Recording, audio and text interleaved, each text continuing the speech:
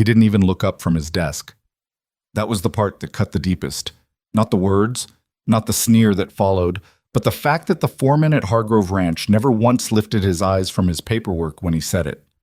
Sarah Whitfield was standing right there in the doorway, her worn suitcase still in her hand, dust from 3 miles of walking still clinging to her boots, and he waved her off like she was a fly that had wandered in through the wrong window.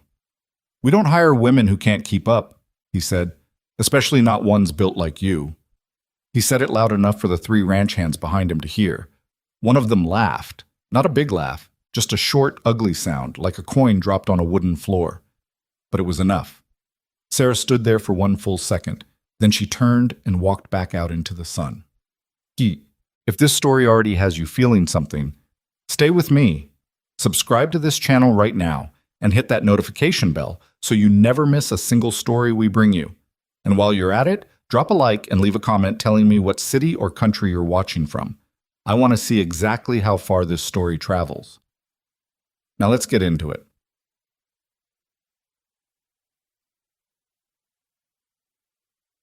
The town of Delwood, Wyoming, sat at the edge of everything and the beginning of nothing. That was the way Sarah had begun to think of the towns she passed through, each one a door she knocked on, each one a door that closed in her face. Delwood was the 7th. She had stopped counting the weeks somewhere around town number 4 when she'd run out of space in the small leather notebook she used to track her finances. $4.32. That was what remained after the room she'd rented last night, the meal she'd skipped this morning, and the boot repair she could no longer delay. She was 41 years old. She had buried a husband. She had survived 2 bad winters alone on a failing farm in Nebraska. She had worked harder than most men she'd ever known, and she had the rough hands and the aching back to prove every single day of it. But none of that showed on the outside, apparently. What showed on the outside, what people saw first before they ever heard her speak or watched her work, was a woman who was wide in the hips and broad in the shoulders, with a face that the sun had marked more than fashion approved of, and a dress that had been washed and ironed so many times the color was starting to give up. What people saw was a woman who didn't fit the picture they already had in their heads, so they didn't look past the picture. She'd learned that lesson the hard way in Billings, again in Casper, twice in a single week in a little town called Fork Creek, where a feed store owner had told her she might try something more suited to her station, by which he meant washing floors, not managing livestock. She'd smiled, thanked him, and walked out before he could see her eyes go hard. She didn't cry over these things anymore. She had decided somewhere between Nebraska and Wyoming that crying was a luxury she couldn't budget for. So she walked. She kept her chin level and her suitcase gripped in one hand, and she moved through Delwood's single main street with the kind of deliberate calm that people sometimes mistook for pride. It wasn't pride. It was discipline. There was a difference. The Hargrove Ranch had been her best lead. The man at the feed store, not the one from Fork Creek, a different one, kinder around the eyes, had told her they were short 2 hands since the spring drive. He'd said it like he was doing her a favor. Maybe he was. She'd walked 3 miles on a dirt road with the sun already starting to press down, and she'd let herself think, just a little, that this might be the one. It wasn't. The foreman's name was Dale Prentice. She learned that from the sign on his door, not from him, because he never introduced himself. He was a compact man, maybe 50, with a jaw like a shelf, and eyes that moved quickly over people and just as quickly dismissed them. He hadn't let her say more than 12 words before he'd made his announcement to the room. "We don't hire women who can't keep up, especially not ones built like you." She was outside now, standing in the yard, her suitcase back in her hand, the laughter still faintly ringing in her ears. The August heat was absolute. No wind. The kind of stillness that made the land feel like it was waiting for something to happen. She should have turned right and walked back toward town. She knew that. But something held her feet in place for just a moment. Not stubbornness exactly. More like the habit of looking at a problem before you leave it. That was when she noticed the horse. He was tied to the far fence post, a big gray gelding, the kind of animal that carried itself like it knew its own value. Quarter horse blood, maybe something else mixed in. She could see it in the way his hindquarters were built, the depth of his chest. But he was standing wrong. His weight was shifted just enough, his right front foot angled just slightly off the flat. The way a horse stands when something is hurting, and it has decided to live with the pain because nobody's listening. Sarah set her suitcase down. She didn't think about it. That was the thing. She never really thought about it. Animals were just clearer to her than most situations. The rules were simpler. A hurt animal needed attention, and you gave it. Simple as that. She walked to the fence, slow enough not to startle him, and she let him smell her hand first. He was nervous. His ears moved and his nostrils worked. But he didn't pull back. She ran her hand down his leg, feeling for heat, feeling for swelling, and when she reached the hoof, she already knew what she was going to find. She picked it up. Wedged between the shoe and the sole, right at the heel, was a sharp fragment of flint, not enormous, but positioned perfectly to drive itself deeper with every step the horse took. Another hour of work on that foot, and the animal would have been pulling up lame in the middle of a field somewhere, and nobody would have understood why until the damage was already done. She used the small folding knife she kept in her dress pocket, the same one she'd used on the farm for 100 different small tasks, and she worked the stone free carefully, making sure not to nick the soft tissue beneath. It came out clean. The gelding blew a long breath and shifted his weight back to level. "There you go," she said quietly. Nobody noticed, did they? She didn't mean the horse. "What in the hell are you doing?" The voice came from behind her, and it was not Dale Prentice's voice. It was quieter than that. Not soft. Quiet. There was a difference. The way a closed door is different from an empty room. She turned around. The man standing 10 feet away was taller than she'd expected, lean in the way that comes from actual work rather than a careful diet, with dark hair going silver at the temples and the kind of stillness about him that made the air around him feel slower. He was maybe 45, maybe older. He wore no particular expression on his face, not anger, not curiosity, just attention, full, complete attention, the kind that most people reserved for things they actually cared about. He was looking at her hands, at the flint fragment she still held between two fingers. "That horse has been off his gait for 3 days," the man said. Dale thought it was the feed. It wasn't the feed. A pause. "I can see that." She held the flint fragment out, not sure why. Evidence, maybe? Proof that she hadn't done anything except help. He walked forward and took it from her fingers, turned it over once, and then looked back at the horse. "He would have gone lame," she said. "Yes," the man said. "He would have." He wasn't looking at her like Dale Prentice had looked at her. He wasn't looking at her like most people looked at her. That quick up and down that was really just a verdict dressed up as a glance. He was looking at her the way he'd just looked at the flint, like he was trying to understand something. "I'm Ethan Calloway," he said. "This is my horse." "Sarah Whitfield. You came about the position." "I did. Your foreman said no." "I heard what my foreman said." He looked at the fence post for a moment, then back at her. Something moved behind his eyes, but she couldn't read what it was. "He says that about most people." "He said it louder about me." Ethan Calloway didn't argue that point. She respected him for it. "Where are you from?" he asked. "Nebraska, most recently. Before that, Iowa. Before that—" She stopped herself. The list was long and none of it seemed relevant. "I've moved around." "Why?" "Work," she said. "Same reason people usually move around." "What kind of work?" "Livestock, horses specifically. Some cattle. I've done farrier work. I've helped with foaling. I've managed small herds through rough winters. I know feed ratios. I know how to read land. And I can tell when an animal is telling you something that the people around it are missing." She paused. "I'm also a fair hand at the kind of work people usually assign to men. But I can see that's already struck out, so I won't waste your time with that part." She expected him to nod politely and end the conversation. That was the pattern. Instead, he was quiet for a moment. A real quiet, the kind where a person is actually thinking and not just waiting for their turn to speak.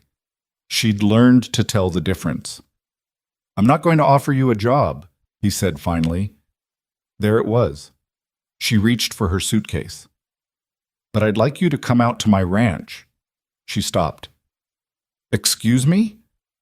"I'm not hiring." He said it straight, without apology.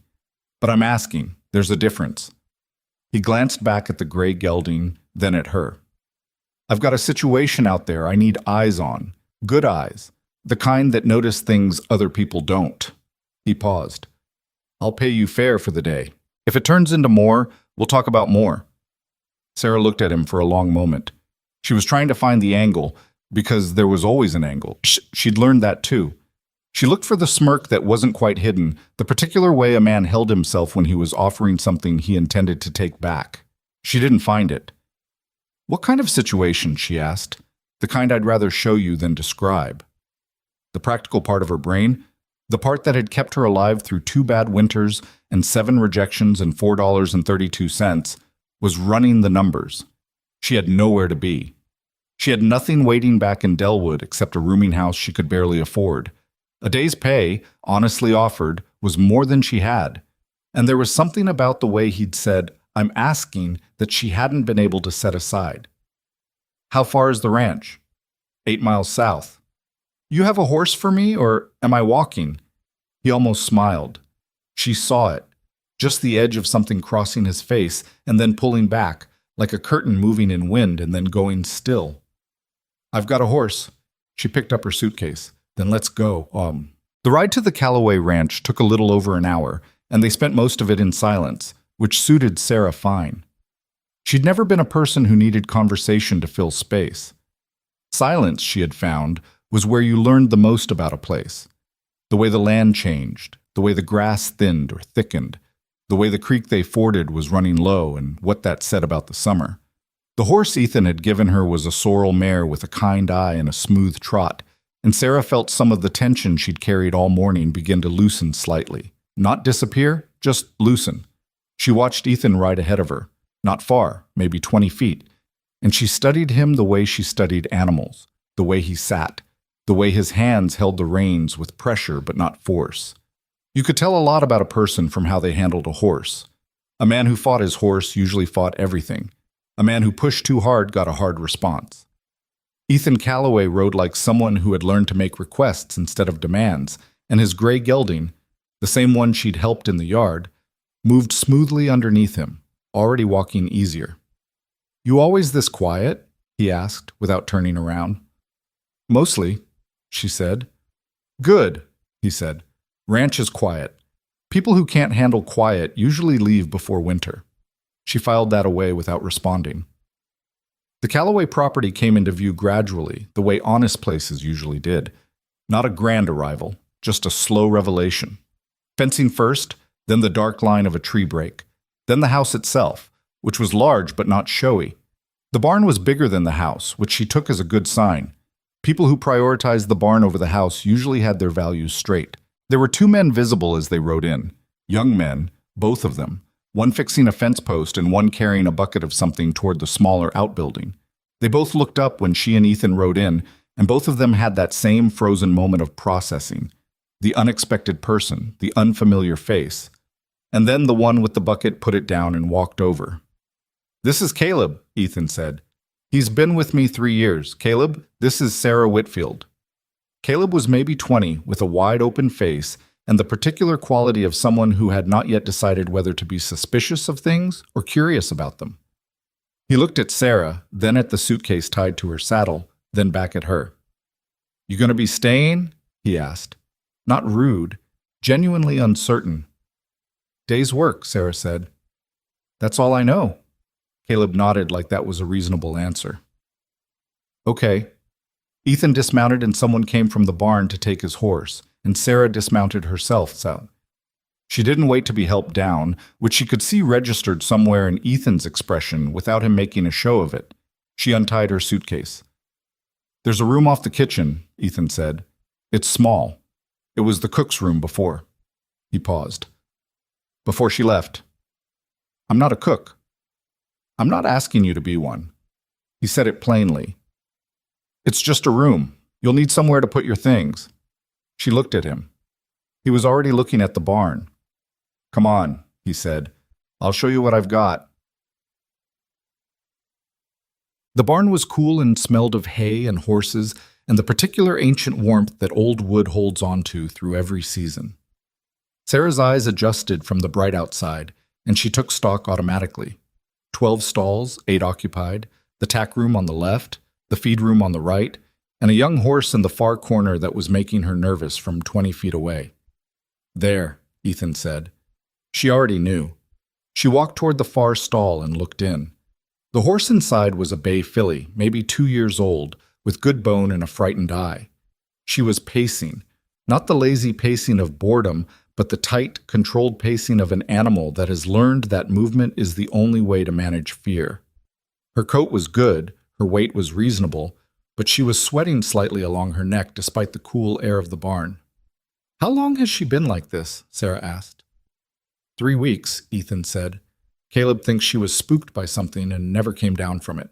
The horse trader I bought her from swore she was sound. She is sound, Sarah said. Physically. She watched the filly pace.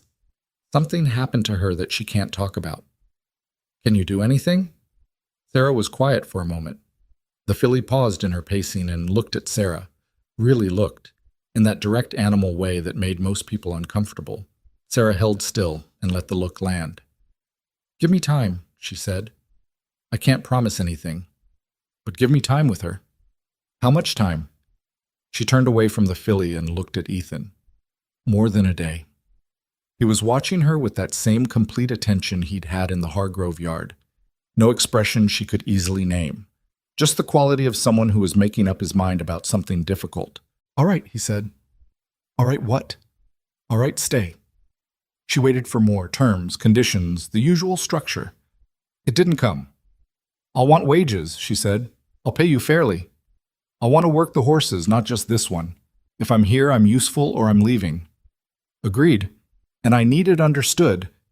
She stopped herself, sorted through the words, chose them carefully. I need it understood that I know what I'm doing.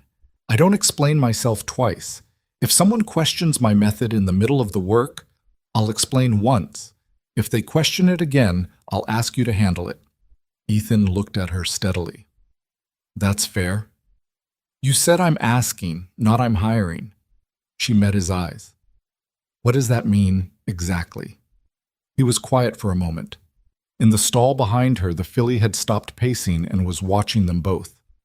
"It means," he said slowly, "that I'm not doing you a favor. I'm asking for one, and I intend to treat it like one." She had not heard anyone say that to her in a very long time. She picked up her suitcase. "Where's the room off the kitchen?" she asked. The room was small. That had been accurate. A single window, a narrow bed, a hook on the wall, and a small table with a cracked pitcher on it. The floor was swept clean, which told her Ethan or someone had prepared it, not thrown it open and pointed. Actually, prepared. She set her suitcase on the bed and sat beside it for a moment. $4.32. A day's work that had turned into something else. A horse in a barn that was afraid of something it couldn't name, and a man who'd noticed that she was the right person to help with that, even when nobody else would have. She was not naive enough to call it luck. She'd been turned away 7 times. She knew exactly how fast this could unravel. But she unlatched the suitcase and started unpacking. If this was going to fall apart, it wasn't going to fall apart because she'd kept her things packed. She hung what needed hanging, set what needed setting, and smoothed her hand across the narrow bed. The mattress was old, but not terrible. The window faced east, which meant morning light. She could work with morning light. There was a knock at the door. 3 quick raps, not tentative, but not hard either. "Come in," she said. Caleb opened the door just wide enough to put his head through. He looked at her, then at the suitcase, and something shifted in his face that might have been relief or might have been the beginning of curiosity. "Ethan says supper's in an hour," he said. "Also," he hesitated. "Also what?" "His grandmother's here." He said it with the specific tone of a person delivering a weather warning. "She came this afternoon. She stopped. "She what?" Caleb pulled a face that involved both eyebrows and his shoulders simultaneously. "She knows you're here. Ethan told her. And she said—" He stopped again. "Caleb," Sarah's voice was patient. "What did she say?" He looked at the floor for a moment. "She said she'd like to have a word with you before supper." Sarah looked at him steadily. "She said it like that?" Or she said it differently. Caleb's expression answered her before he did. She said, he exhaled. She said she wanted to look you over before you got too comfortable. Sarah stood up from the bed and smoothed her dress. Tell her I'll be right there, she said. Martha Calloway was sitting at the kitchen table when Sarah walked in, and the first thing Sarah noticed was that the old woman had positioned herself with her back to the window, deliberately it seemed, so that the late afternoon light fell on whoever sat across from her and not on herself. It was the kind of move a person made when they'd spent a lifetime reading people and didn't want to be read in return. She was somewhere in her mid-70s, small in the way that certain women become small after years of hard living compress them down to their essential parts. White hair pulled back tight, hands flat on the table.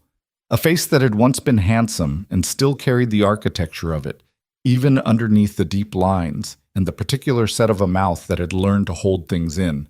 She looked at Sarah the way a customs officer looks at luggage. Sarah pulled out a chair and sat down across from her without being invited. Martha's eyes moved to the chair, then back up to Sarah's face. Something registered. Surprise, maybe, or just recalibration. You're bigger than I expected, Martha said. You're smaller than I expected, Sarah replied. A silence.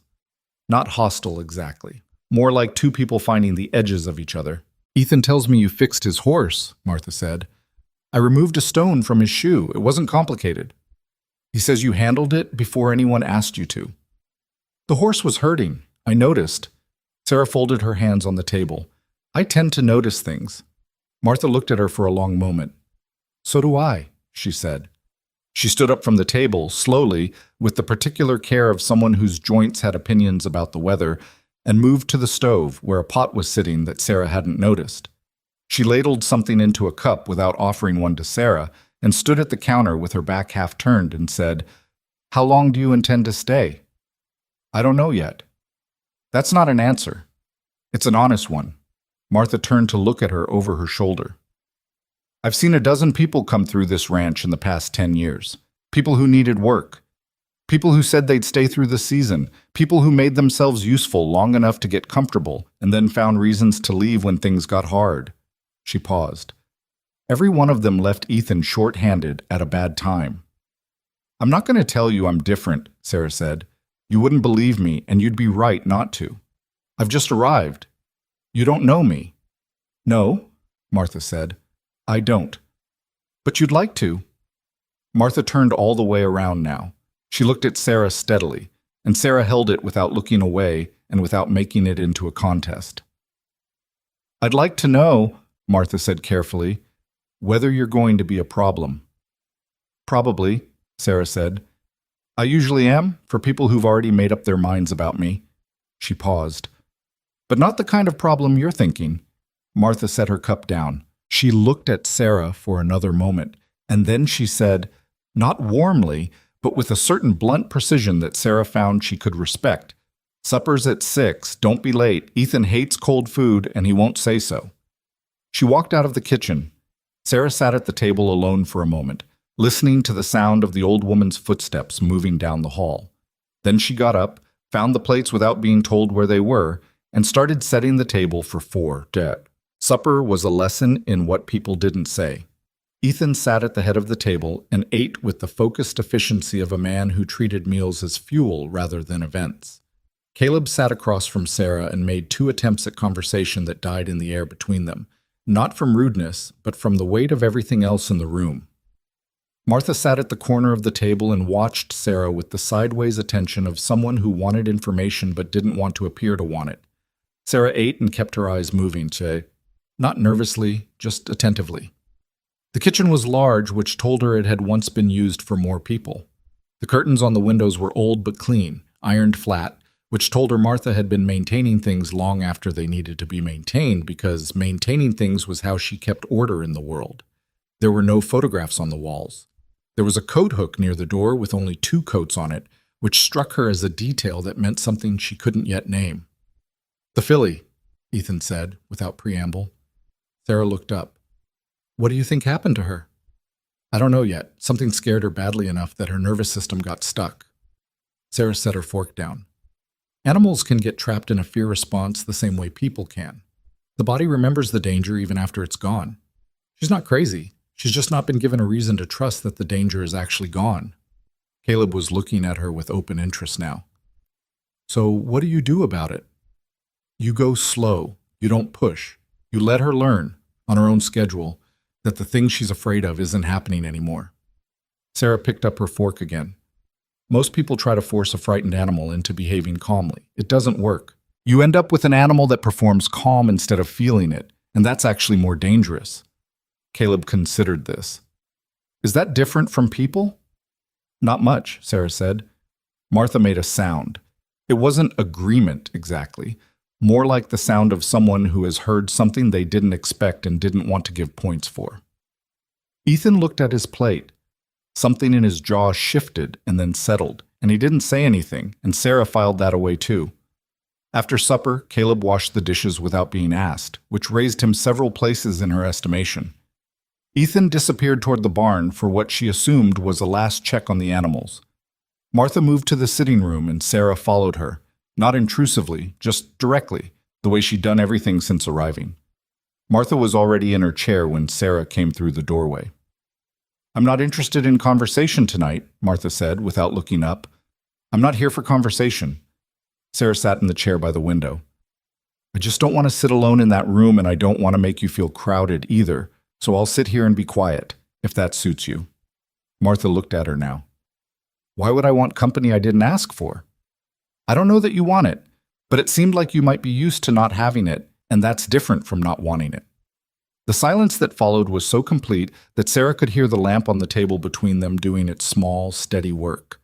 Martha had picked up some kind of mending and was looking at it without actually working on it.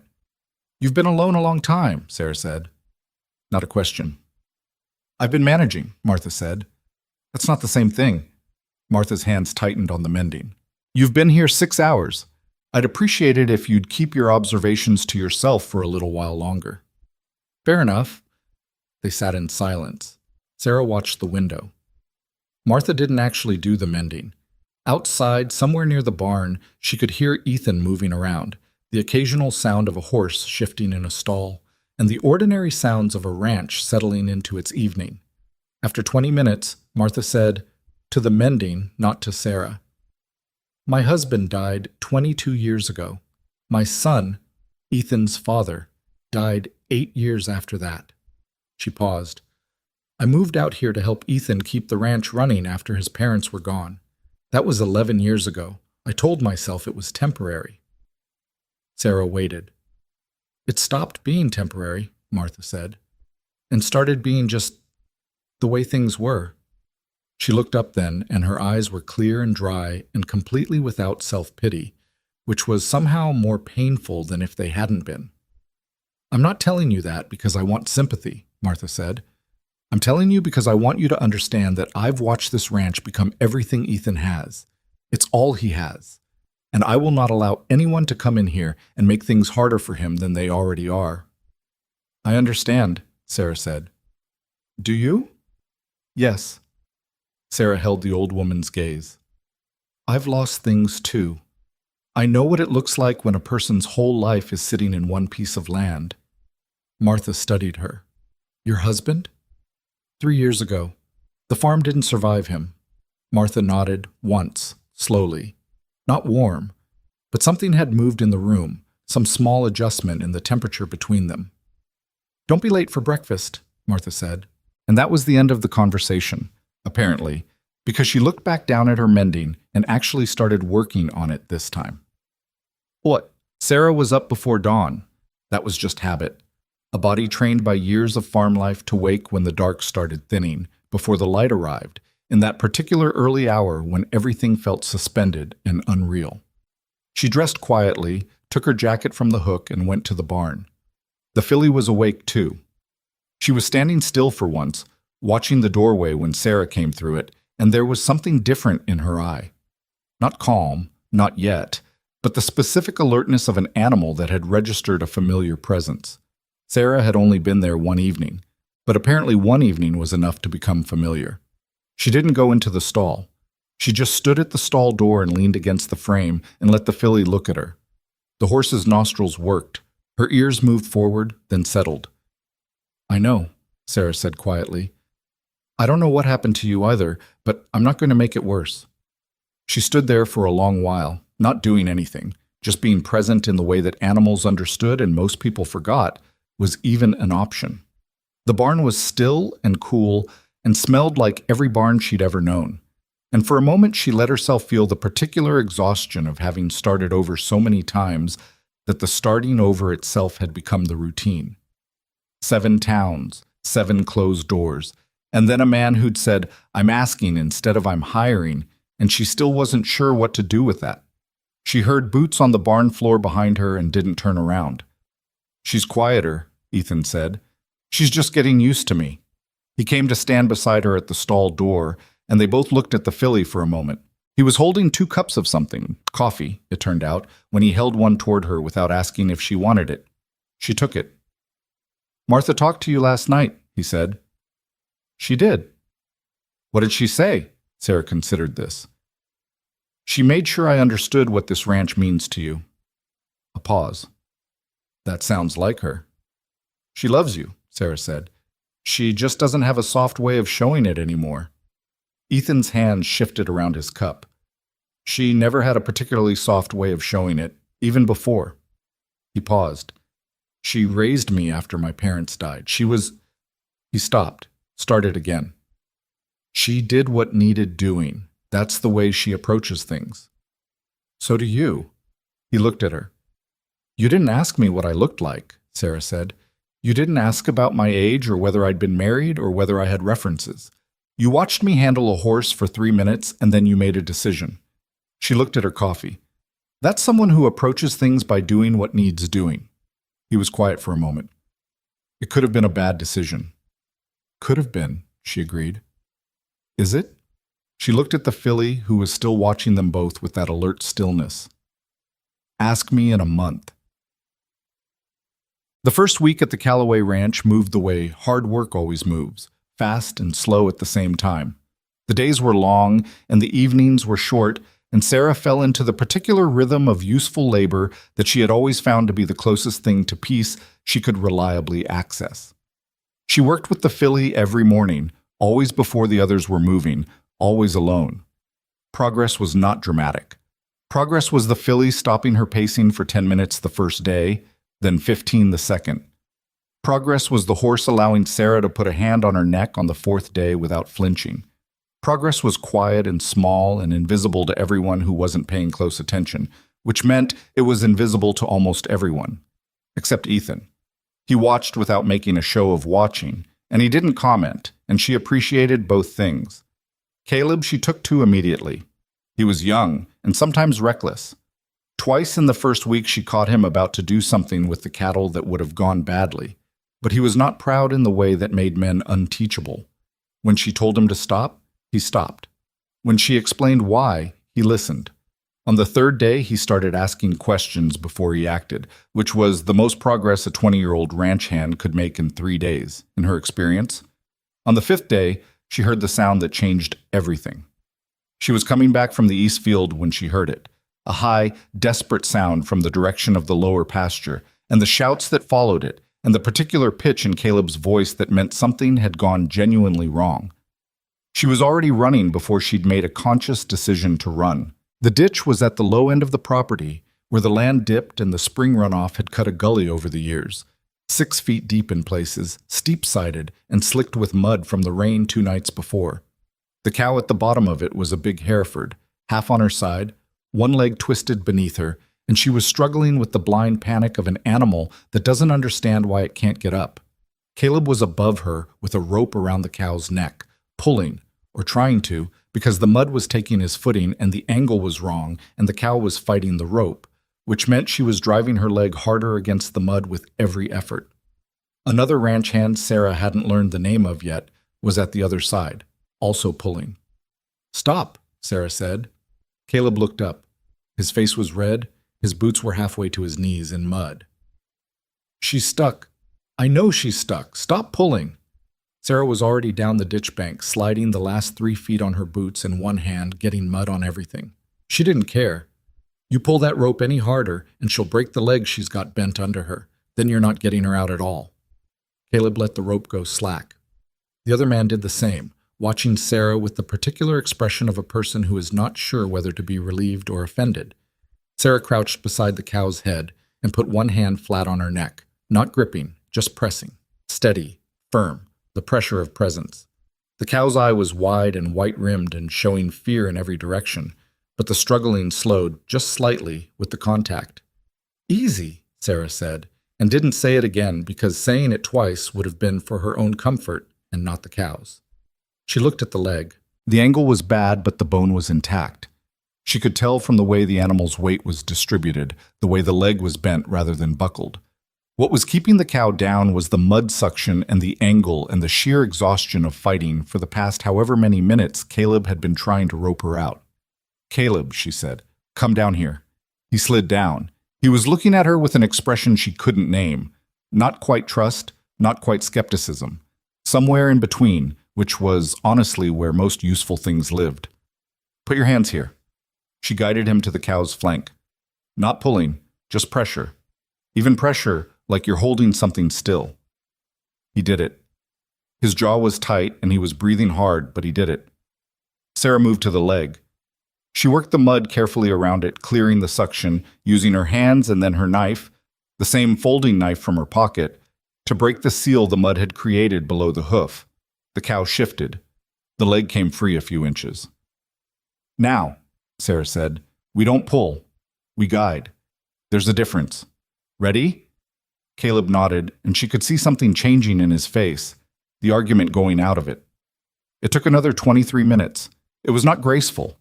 It involved a significant amount of mud, and one moment where the cow surged, and Sarah went down on one knee in the gully floor, and the cold mud came up past her wrist, and Caleb grabbed her arm without thinking and hauled her upright. "Thanks," she said, as if this were a normal transaction. "Yeah," he said, slightly stunned. "Sure."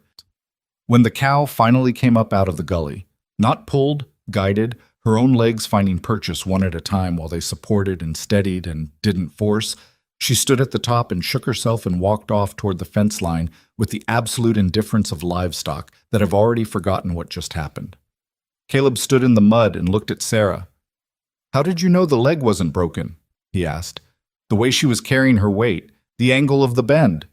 Sarah wiped her hands on her pants, which did not help. "You learned to read it." "Where did you learn?" She looked at him. He was genuinely asking about, not challenging, not performing, just 20 years old and wanting to understand something. "Years," she said, "just years." He nodded, and then he did something she hadn't expected. He looked at her with a directness that didn't have any performance in it and said, "I'm glad you're here." She didn't know what to say to that, so she said, "Come on. We both need to get out of these boots before Martha sees us in her kitchen." But the words stayed with her. Not because they fixed anything, not because they undid the 7 towns or the $4 or the foreman who'd never looked up from his desk, but because Caleb was 20 years old and he'd said it like he meant it, and it turned out that a thing said simply and meant honestly could land differently than the same words dressed up in something more. She walked back toward the house, mud-covered and tired, and something else she couldn't quite name yet. Something that felt like the very early edges of belonging, the way first light feels before sunrise actually happens. Not warm yet, but the dark no longer quite as complete as it was before. Behind her, Caleb was telling the other ranch hand what had happened, and she could hear the story already being assembled differently in the retelling, the facts staying the same, but something added to them. The quality of a person who knew what she was doing, who saw what others missed, who'd come into their gully and changed the outcome. She didn't turn around to listen, but she didn't walk faster either. The mud on Sarah's boots had dried by the time she reached the house, and she was sitting on the back step pulling them off when she heard the screen door open behind her, and felt rather than saw Martha come to stand in the doorway. She braced herself for something. A comment about the state of her clothes, a question about the noise earlier, some form of the ongoing assessment the old woman seemed to be running on her at all hours. What she got instead was a towel, dropped over her shoulder without ceremony. She looked up. Martha was already turning back into the kitchen. "There's water heating on the stove," the old woman said, without looking back. "Don't track that mud past the entry." It was not warmth exactly, but for Martha Calloway it was something in that direction, and Sarah had learned in the past week to measure the distance carefully. She cleaned up, changed into the second dress she owned, and came back to the kitchen to find Martha making biscuits with the focused aggression she applied to most physical tasks. The old woman's hands worked the dough in a way that looked angry, but produced results that were, Sarah had already discovered, extraordinary. Martha's biscuits were the best thing about supper at the Calloway table, and Sarah suspected Martha knew it and took a private, unacknowledged satisfaction in that fact. "The Hereford," Martha said. Not a question. "She's fine, legs intact." Martha worked the dough. Caleb came in talking about it. "He did well," Sarah said. "Once he stopped pulling." Martha looked up at that. "He said you went into the gully." "The cow needed help." "He said you went in knee-deep." "It was more like mid-calf," Sarah said. "The mud exaggerates." Something happened at the corners of Martha's mouth. Not a smile. Martha didn't do smiles, or at least she hadn't yet, but the movement a smile sometimes makes before a person catches it and puts it back. She looked down at the dough. "You'll ruin your back doing things like that," Martha said. "My back's already ruined," Sarah said. "Nebraska winters. I work around it." Martha glanced at her sideways. Something passed between them. Not quite understanding, but the shadow of it. Two women who had been doing what needed doing for so long that their bodies had become a running list of evidence. "Sit down," Martha said. "You can help with these if you're going to stand there." Sarah sat down and helped with the biscuits, and nobody said anything about what that meant. 3 weeks in, the filly let Sarah put a halter on her. It happened on a Tuesday morning, gray and cool, with the threat of rain coming in from the northwest. Sarah had been doing the same thing every morning, arriving before the others, standing at the stall door, letting the horse look, talking quietly, not performing calm but actually feeling it, which was a different thing, and which the horse understood the difference between. And that morning, when she opened the stall door and stepped inside and reached up slowly with the halter, the filly stood still.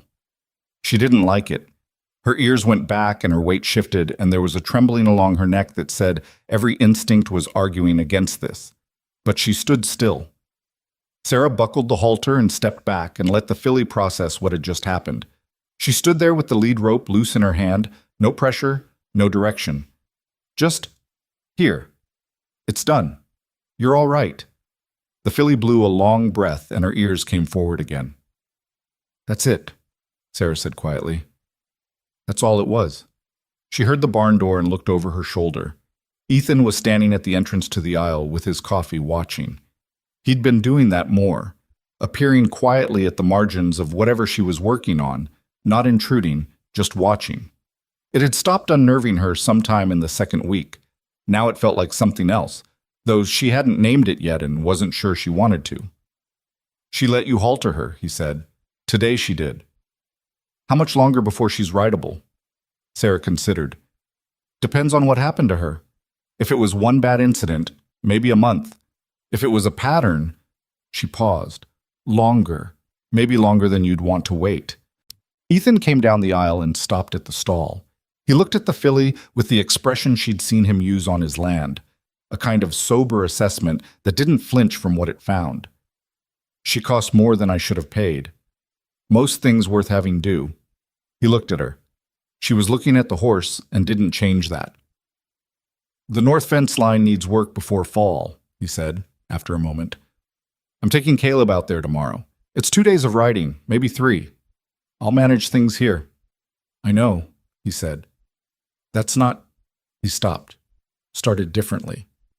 "I want you to know that I know that." She looked at him now. He was looking at the filly, which she suspected was easier for him.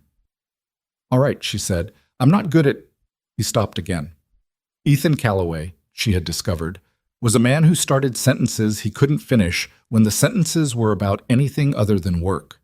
He could talk about cattle and land and weather and equipment with complete fluency.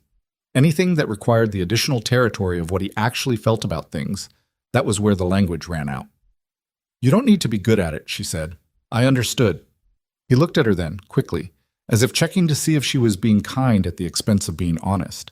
She wasn't, and apparently he could see that, because something in his shoulders settled. He left without saying anything else, and she turned back to the filly, and she told herself that the particular feeling in her chest was just the satisfaction of useful work, because that was easier than the alternative, and she'd learned to be a practical woman about these things. With Ethan and Caleb gone, the ranch changed its rhythm. Sarah found herself moving through the days with a different kind of authority. Not because Ethan had given it to her explicitly, but because the work needed doing, and she was the one there to do it. She managed the morning feed, checked the water lines, kept watch on a heifer that had been showing signs of early labor. In the afternoon, she worked with the filly. And in the evenings, without the buffer of Ethan's quiet presence and Caleb's nervous energy, she found herself alone with Martha in a way she hadn't been before. The first evening, it was awkward. They ate supper at opposite ends of an effort, each trying not to impose on the other's silence. The second evening was better.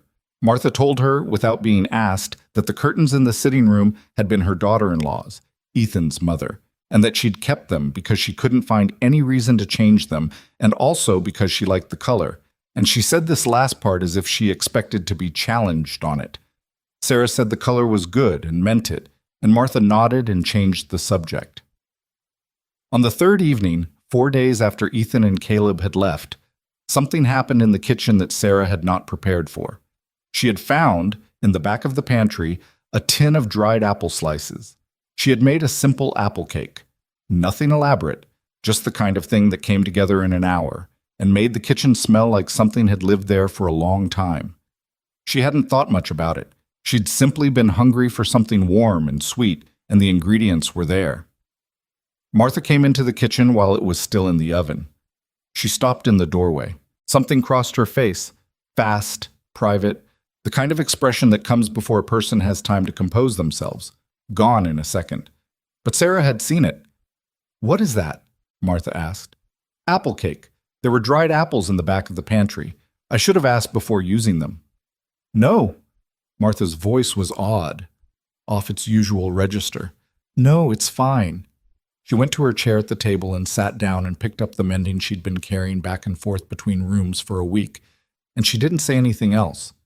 But she didn't leave either. When the cake was done, Sarah cut 2 pieces and put one in front of Martha without asking. Martha looked at it. Then she picked up the fork and ate it, and she did so with the specific deliberateness of someone who is refusing to show how much they're feeling. After a long silence, Martha said, "My daughter-in-law used to make this." Sarah had thought it might be something like that. She hadn't known, but she'd thought it. "Was she a good woman?" Sarah asked. "She was." Martha turned the fork over in her hands.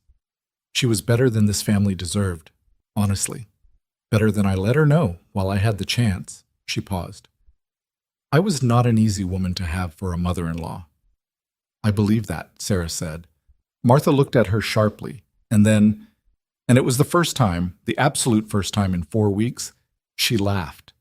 It was short and a little rusty, like something that hadn't been used in a while, but it was real. "No," Martha said. "I don't suppose that's hard to believe."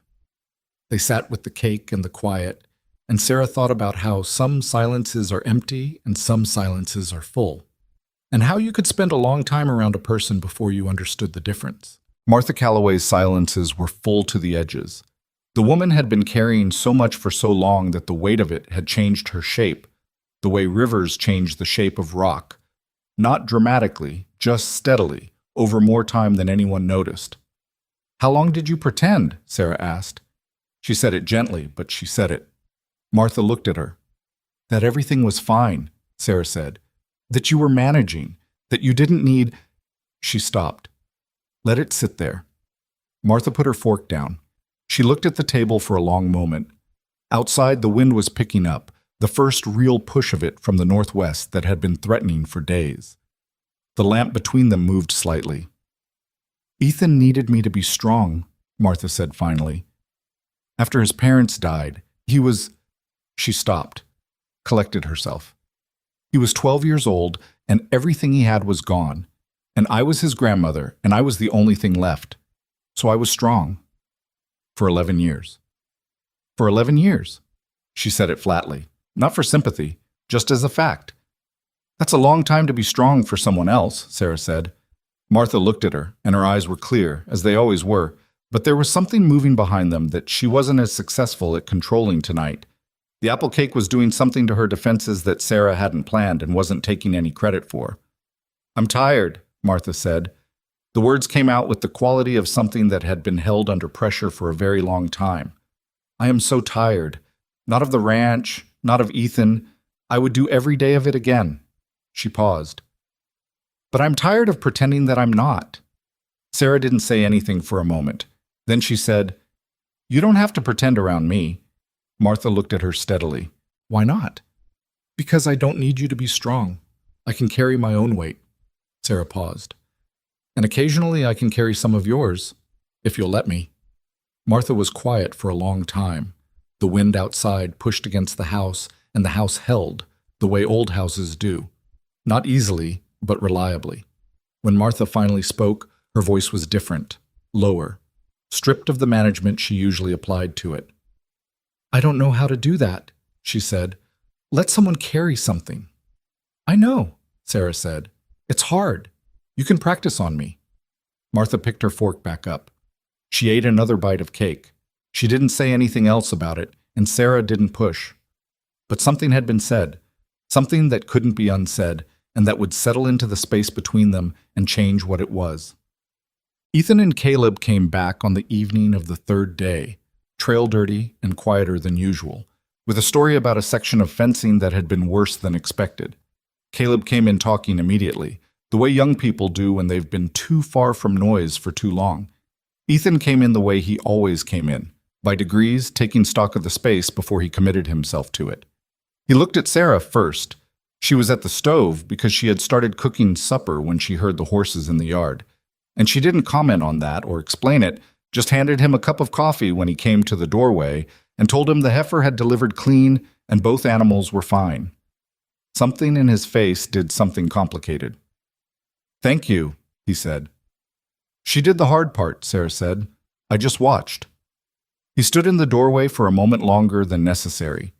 Then he went to wash up, and Sarah went back to the stove, and Martha came in from the sitting room and looked between the two of them and said nothing, but her expression had the look of someone who was filing something carefully away. At supper, Caleb talked about the fence line and the country they'd ridden through, and somewhere in the middle of it he said, with the conversational ease of someone who doesn't realize they're saying something significant, "It was strange being out there without you, like we were missing someone who knew what she was looking at." He said you, not someone. He said it directly to Sarah. She felt Ethan's eyes on her and didn't look at him. The fence get done? She asked Caleb. Most of it. We'll need another day in the spring. He reached for more biscuits. Martha, these are incredible. They're the same biscuits they've always been, Martha said. I know. They're incredible. Martha made her almost smile and passed the plate. Sarah looked at the table. The four of them around it. The mismatched collection of history and loss and accident that had assembled itself here over the past 4 weeks. And she thought about the word that Caleb had used. Missing. The acknowledgement that her absence had been felt as an absence and not just a gap in the labor. It was a small thing. She knew it was a small thing. But she was learning, at 41 years old and 7 rejected towns behind her. Unremarkable was something she had once taken for granted. She understood now what it cost, and she held it carefully. On a Saturday near the end of her 4th week, a wagon came up the road from Delwood.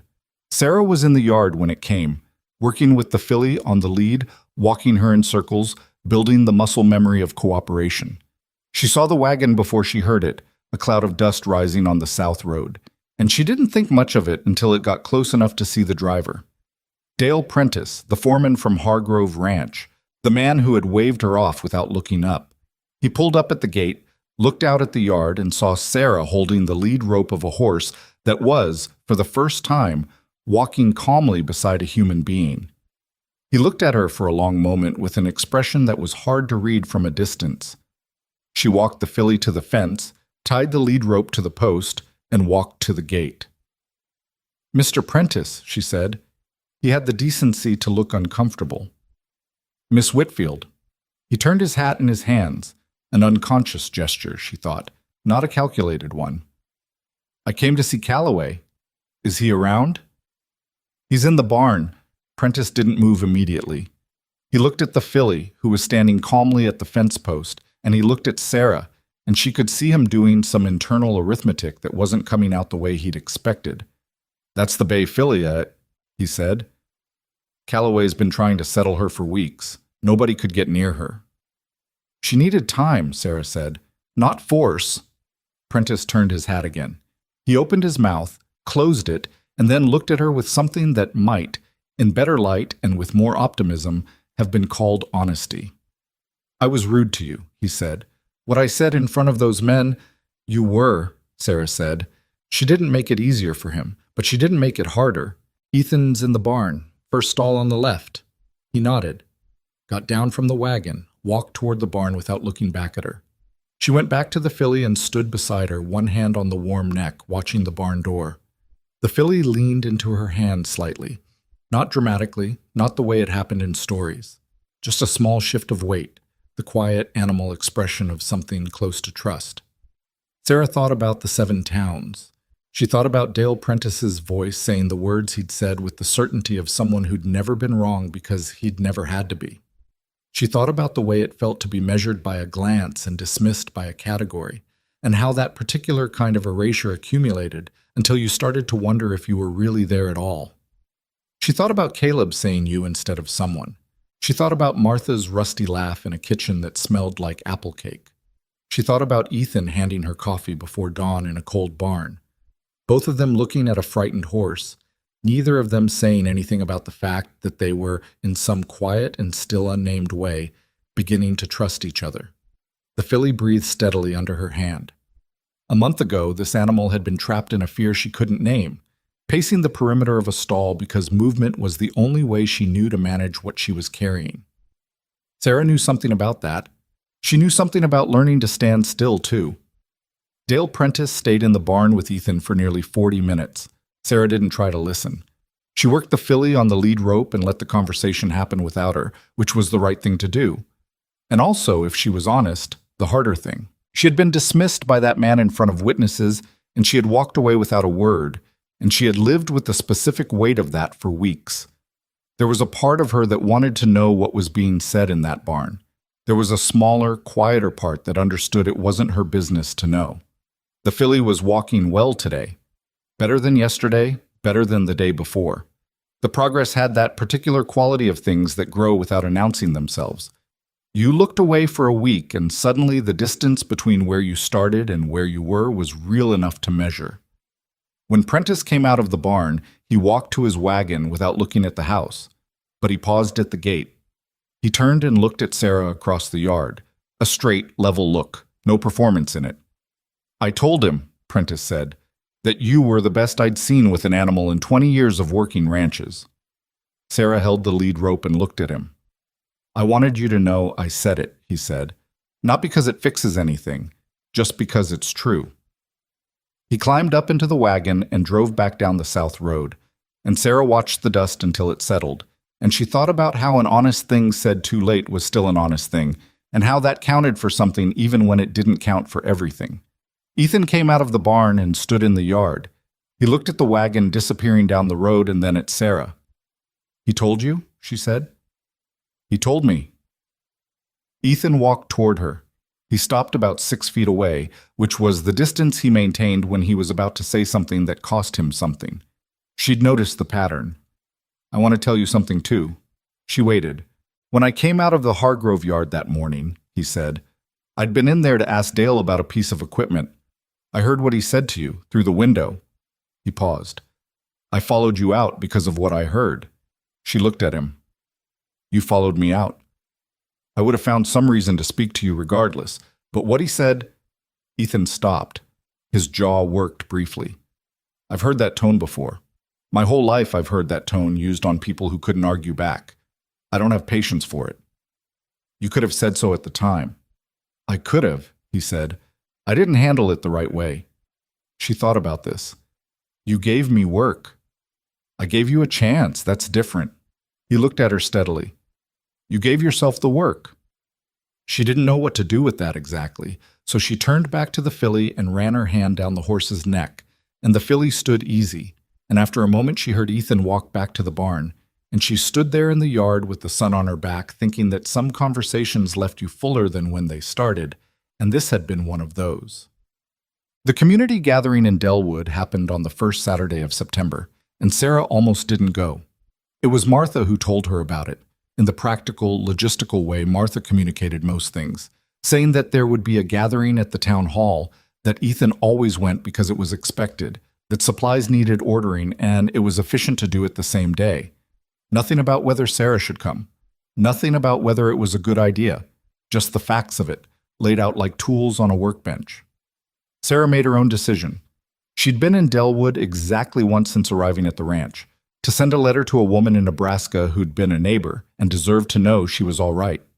She'd been in and out quickly, aware of the eyes, aware of the particular quality of a small town's attention when something new has appeared in its perimeter.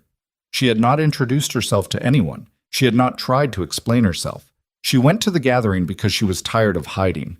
Not dramatically tired, not with the exhaustion of someone making a statement, just practically tired, the way you get tired of working around a bad step on the porch instead of just fixing it. They rode in together, the four of them, Ethan and Martha in the wagon, Caleb and Sarah on horseback, and the gathering was already well underway when they arrived, the town hall full of the noise of people who saw each other regularly and still had plenty to say. Music somewhere in the back, long tables with food, children running the perimeter. Sarah stayed close to Martha, not as a shield, but because Martha moved through rooms like someone who had a right to be there, and that quality was useful to be near. Ethan circulated. She could see him across the room, exchanging the brief, efficient greetings of a man who respected people without needing to impress them. Caleb found two young men his age within 30 seconds and disappeared into the general noise.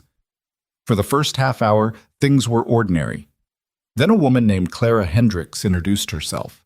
She was perhaps 45, dressed well for the occasion, with the particular brightness of someone who has made social information into a primary occupation. She took Sarah's hand and held it just a second too long while she looked her over.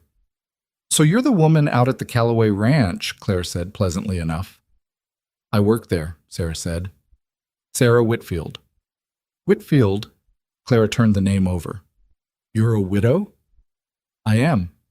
"And you're living out there? On the property?" "There's a room off the kitchen," Sarah said. "I've been there about 6 weeks." Clara smiled. "Of course."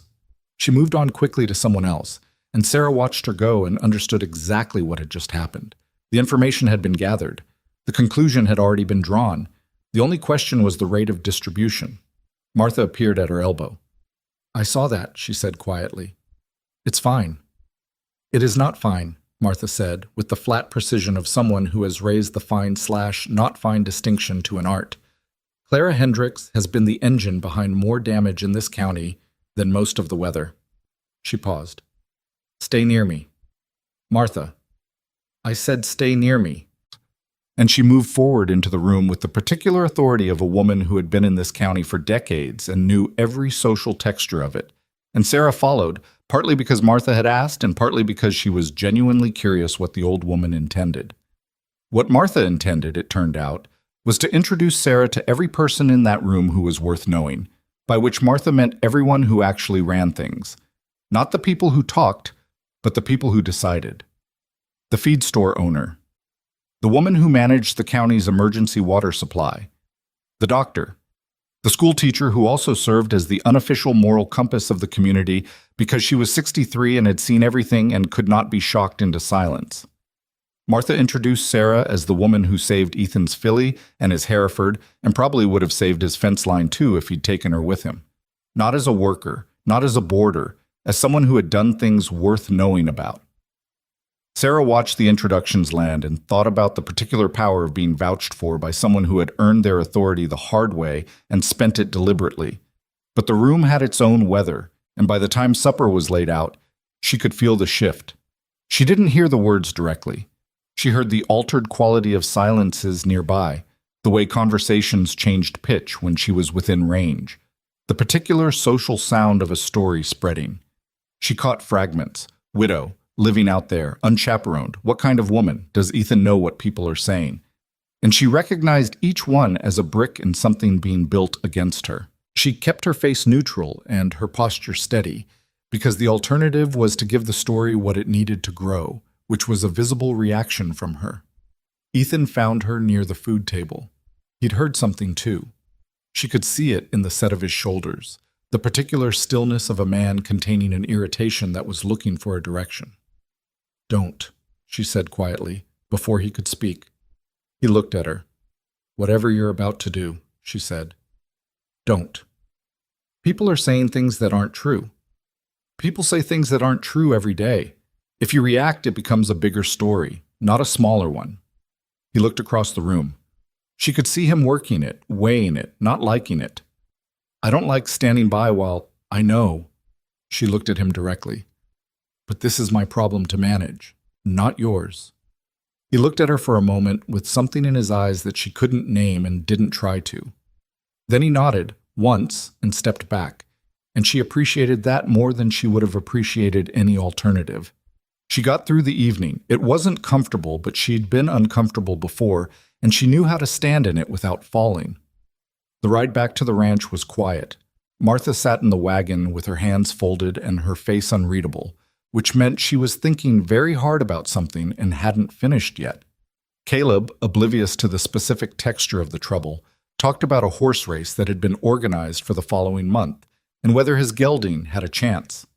Sarah rode behind the wagon and watched the dark land open up on either side of the road and thought about the specific arithmetic of reputation in a small town, how long it took to build and how fast it moved in the other direction. She thought she had maybe 2 weeks before it became a problem Ethan couldn't ignore. She was wrong. It took 5 days. A man named Gerald Marsh ran the First Delwood Bank, which meant he held the loan on the Callaway Ranch along with approximately half the property in the county. He was a large man, not heavy, just large, the kind of large that seemed designed to fill up rooms and remind people of the basic physics of authority. He arrived at the ranch on a Thursday morning without sending word ahead, which was itself a statement. Sarah was in the barn with the filly when she heard the wagon. She came to the barn door and watched him get down and straighten his coat, and she knew before he'd taken 3 steps toward the house what kind of call this was. She went to find Ethan. He was already in the yard. He'd heard the wagon, too. "You know him?" Sarah asked. "Gerald Marsh. He holds my note." Ethan's voice was level. "Go back to the barn." "Ethan, please," he said. Not harsh, just the word by itself, and the understanding that there were some things he needed to handle without an audience, and she was, in this particular situation, part of what was being handled. She went back to the barn. She did not go back to the filly.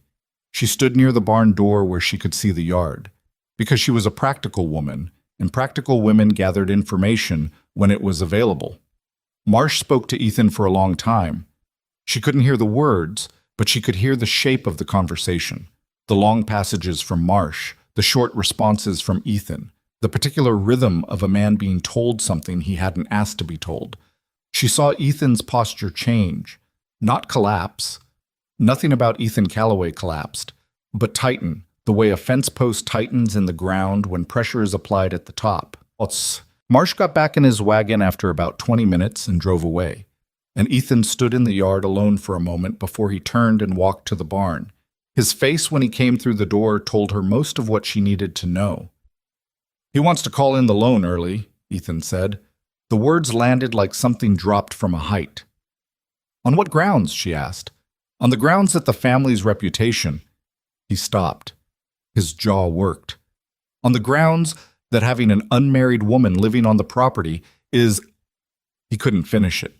The sentence was too absurd and too dangerous at the same time. "He can do that?" Sarah asked. "Legally?" "He says there's a morality clause. It was standard language 20 years ago. I never thought—" He stopped again. "I never thought I'd need to think about it." She looked at him. He was looking at the middle distance, which was where he looked when he was managing something that was very close to the edge of what he could manage. "How much time?" she asked. 30 days. If the situation isn't—" He stopped. "If it isn't resolved, he'll call the note." Resolved. She understood what that word was carrying. "I'll leave," she said. Ethan looked at her sharply. "Before the 30 days," she said. "Tomorrow, if that's what makes the difference. The ranch is—" She stopped herself because the next words were more important than me, and she wasn't sure she had the right to say that, but she also wasn't sure it wasn't true. I'm not going to be the reason you lose this place. You're not going to leave, Ethan said. Ethan, you are not going to leave. His voice had a quality she hadn't heard in it before. Not loud, not angry, but absolute. The voice of someone who has made a decision and is no longer in the process of making it. I'm not going to let a man like Gerald Marsh decide who belongs on this property. He doesn't have to decide. He just has to call the note, and the bank takes the ranch. Deciding is over by then. Then we find another way. She looked at him. He was looking at her, and there was something happening in the space between them that she wasn't sure how to hold. This is not a simple problem, she said carefully. I know what kind of problem it is. Then you know the simplest solution is me not being here. The simplest solution, Ethan said, is not always the right one. He held her gaze. I made a decision when I hired you. You said you weren't hiring. You said you were asking. Something moved across his face, surprised almost, like he hadn't expected her to throw that back. You're right, he said. I said I was asking. He paused. I'm asking again. Don't leave. She looked at him for a long time. Outside, the filly shifted in her stall and the sound of it filled the silence between them. Martha needs to know, Sarah said finally. Martha already knows, Martha said. They both turned.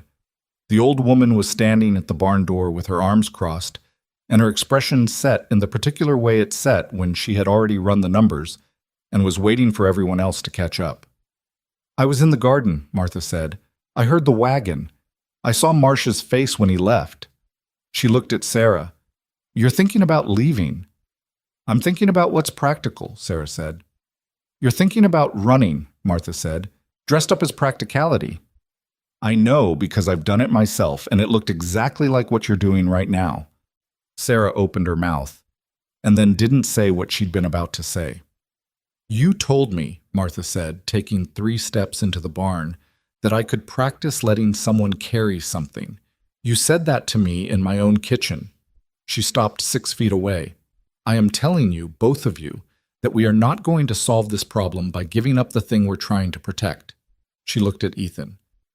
And I am telling you that it's past time you stopped letting other people's opinions make your decisions. Ethan looked at his grandmother. He looked like a man being told something he'd known for a long time and had been hoping he wouldn't have to reckon with yet. What are you suggesting? He asked. I'm suggesting, Martha said carefully, that there is a meeting scheduled in 10 days at the town hall, monthly community business. Everyone attends. She looked between them. I'm suggesting that instead of solving this quietly, we don't solve it quietly at all. Sarah looked at her. You want to bring it in front of the whole town.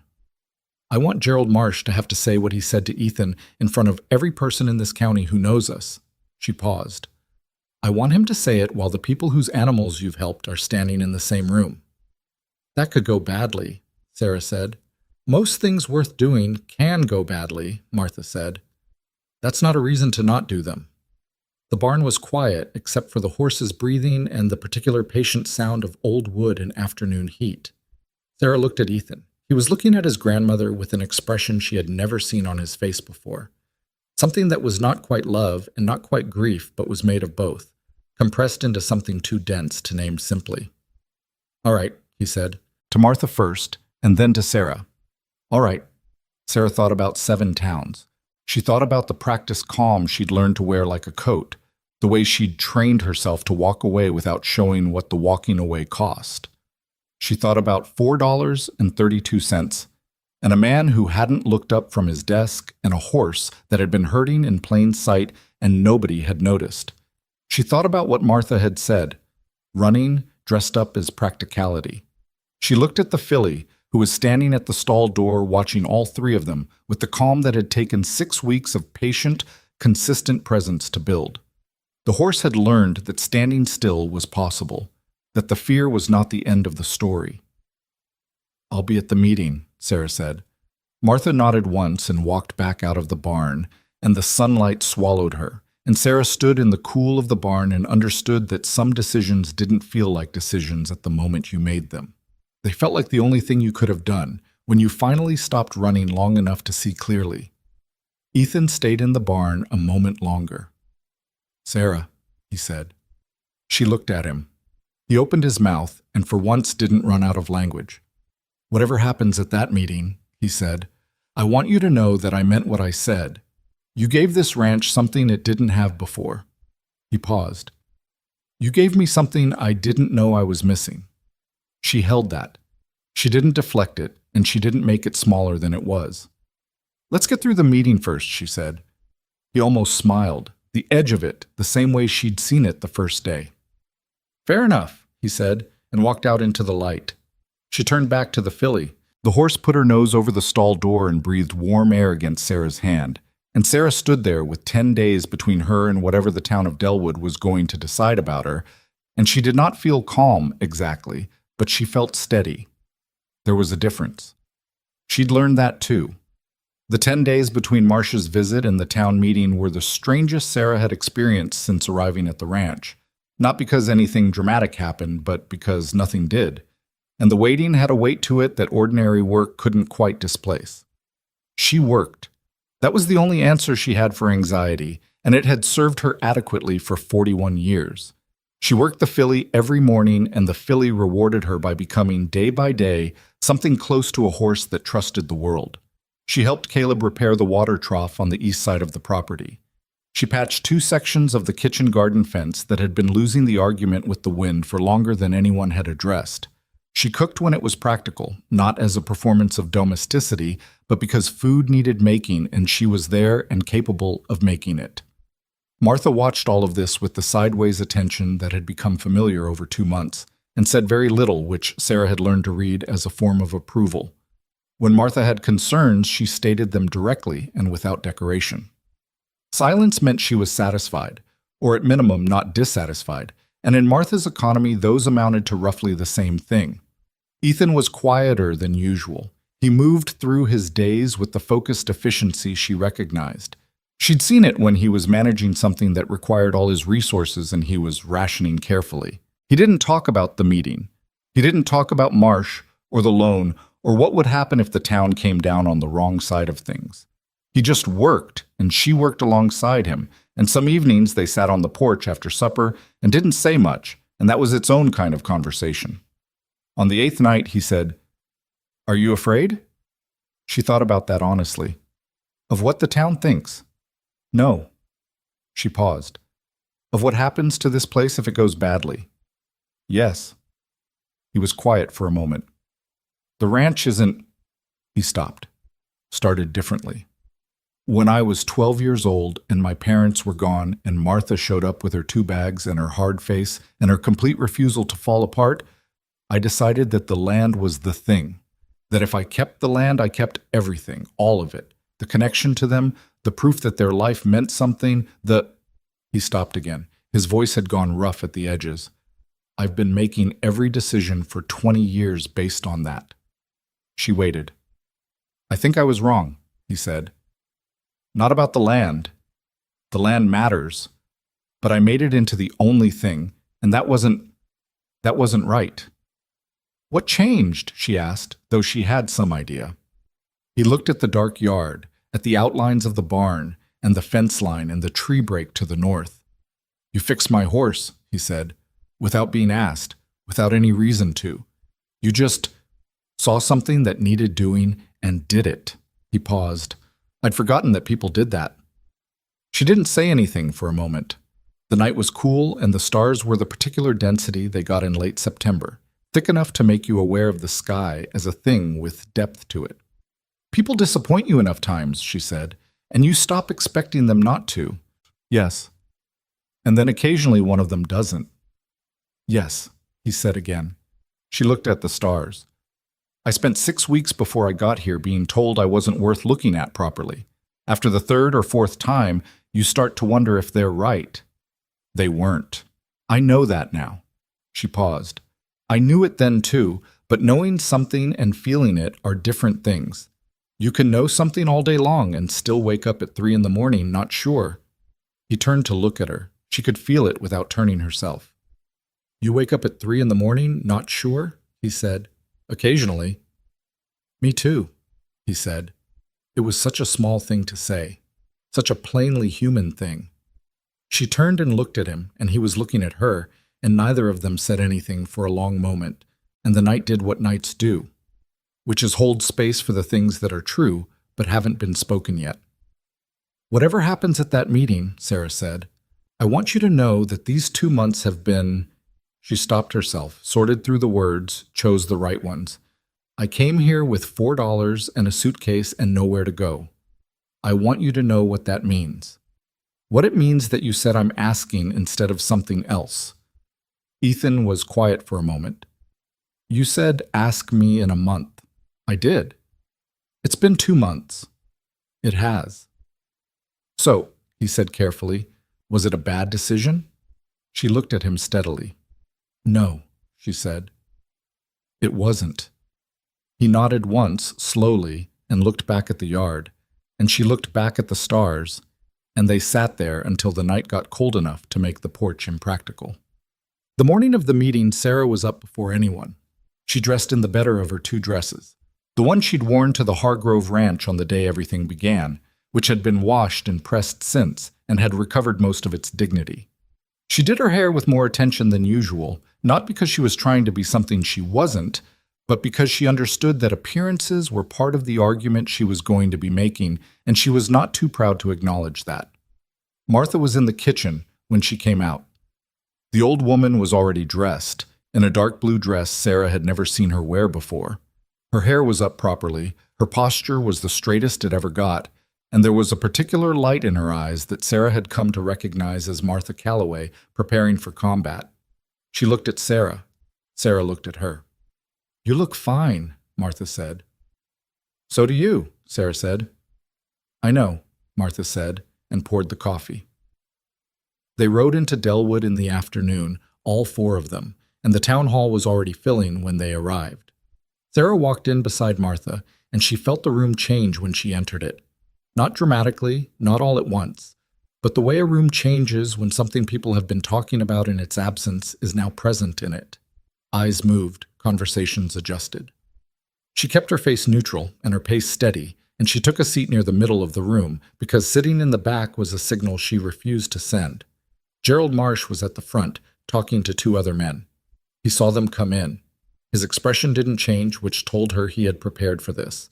The meeting opened with routine business: water rights, a road repair, the organization of the upcoming fall market. Sarah sat and listened and waited, and she thought about the filly, about the particular patience of sitting at a stall door doing nothing visible while something essential was happening.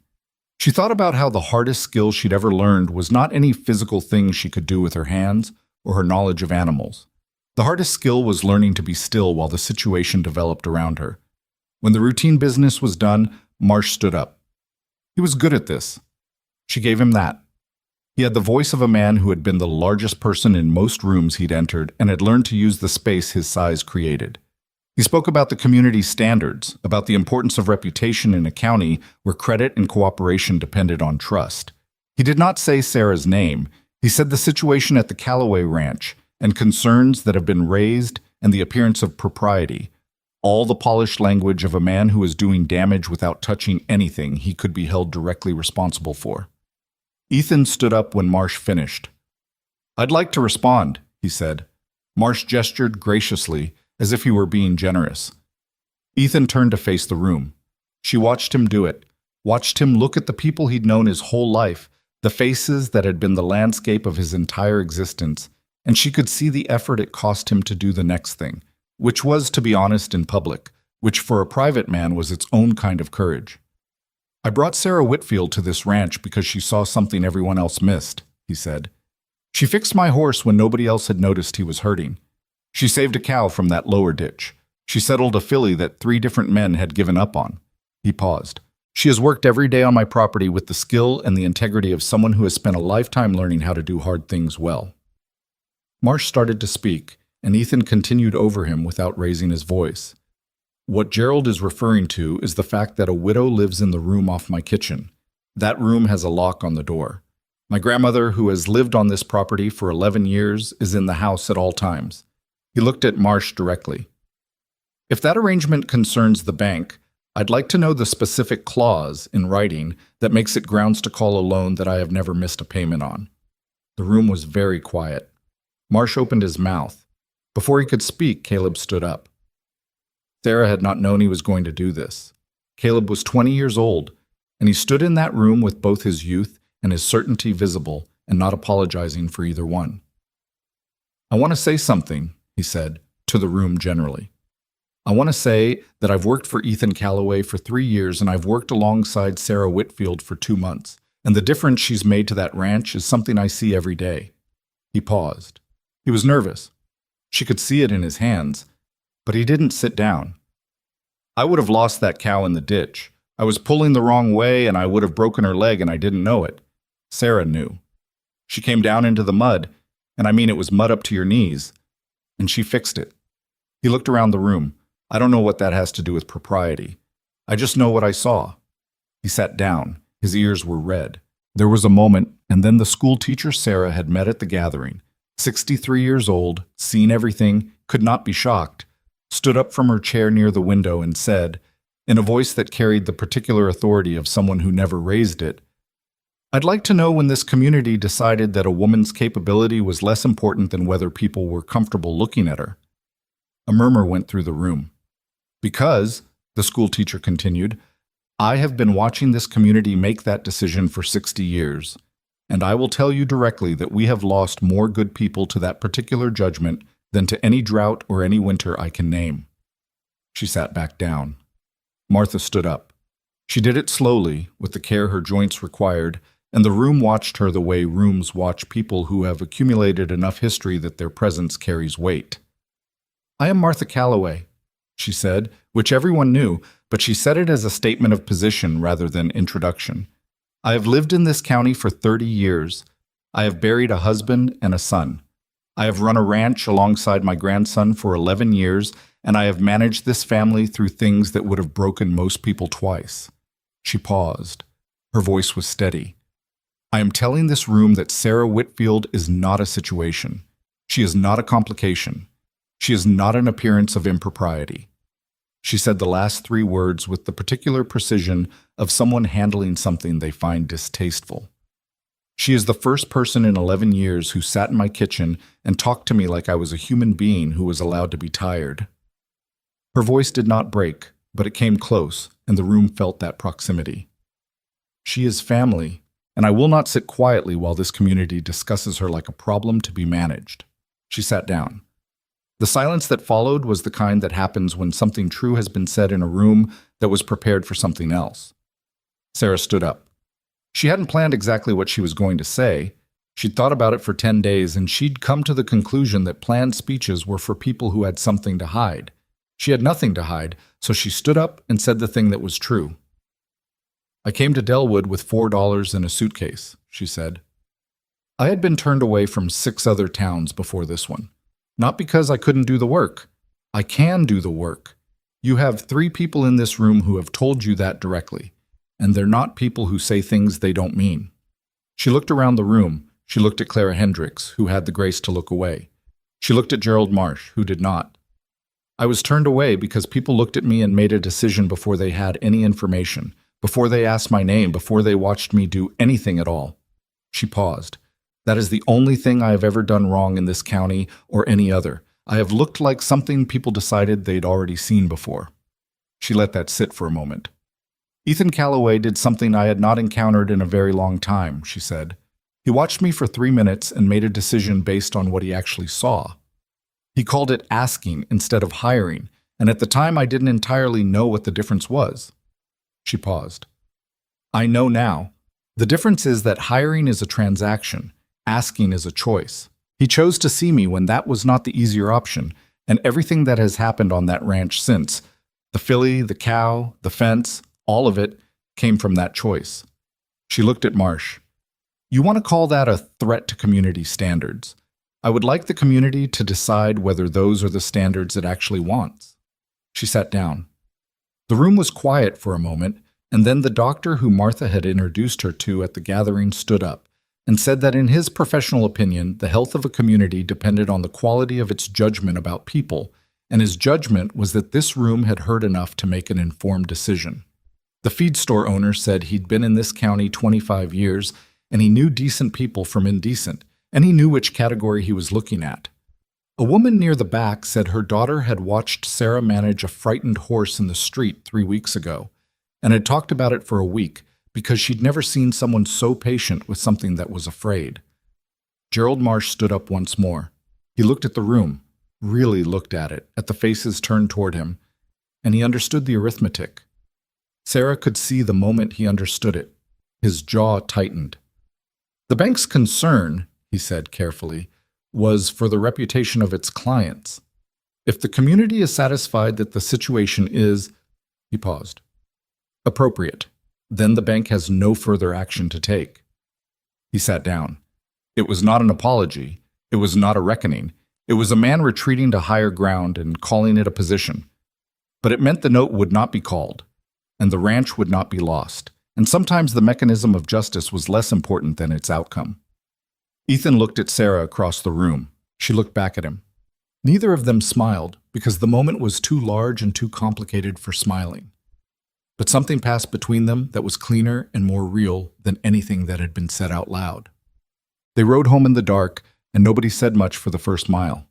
Then Caleb said, "Well," in the tone of a man reviewing a large experience, and that was enough to break whatever had been holding the silence together, and Martha made a sound that was unmistakably, genuinely, a laugh, and Ethan's shoulders lost the tightness they'd carried for 10 days, and Sarah sat on the sorrel mare and looked at the dark road ahead and let herself feel the thing she'd been not feeling all day, which was relief so thorough it made her slightly unsteady. When they reached the ranch, Ethan took her horse while she dismounted, a small thing, the ordinary courtesy of the end of a long day. She was walking toward the house when he said her name. She turned around. He was standing in the yard with both horses, which was not a posture that allowed for dramatic gestures, and his face had the expression it got when he was about to say something that cost him something. She'd seen it enough times to know the shape of it.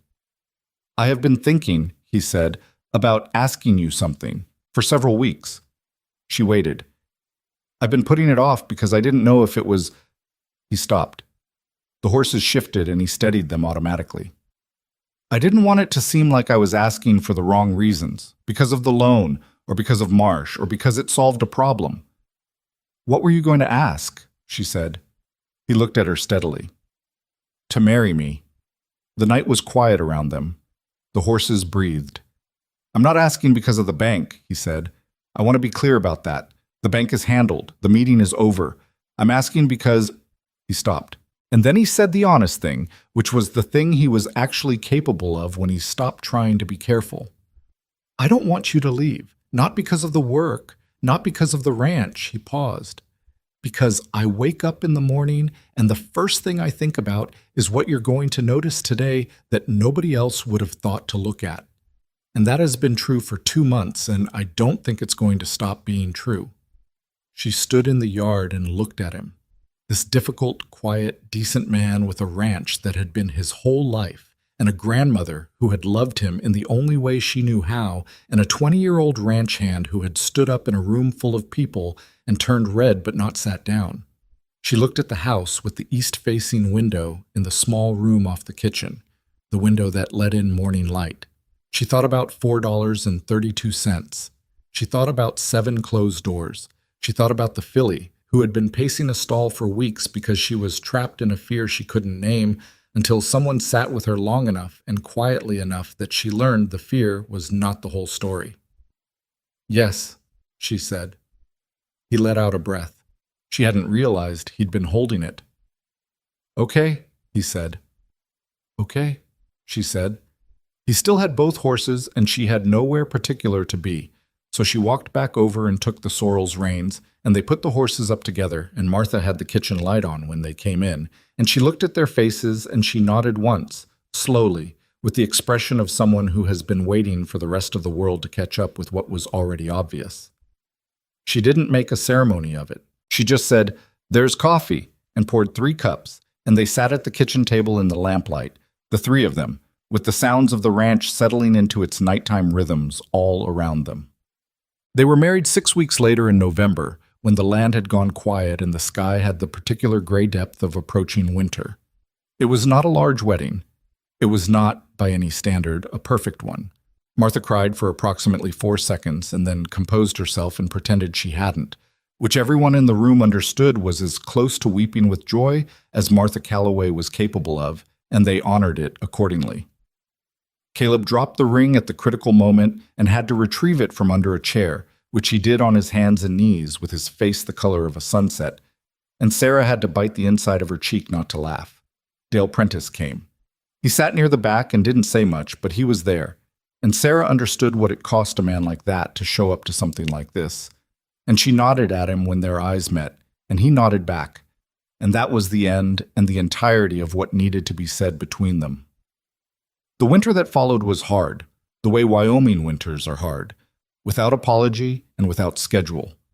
2 of the cattle got sick in January, and Sarah worked alongside Ethan through 3 consecutive nights to bring them through. The water line froze in February, and it took a full day to fix, and everyone's hands looked like they'd been through something by the end of it. Martha fell on the ice in the yard in early March and bruised her hip, and spent 2 weeks being a terrible patient, which was to say she tried to manage the household from a chair and complained about everyone else's methods at regular intervals.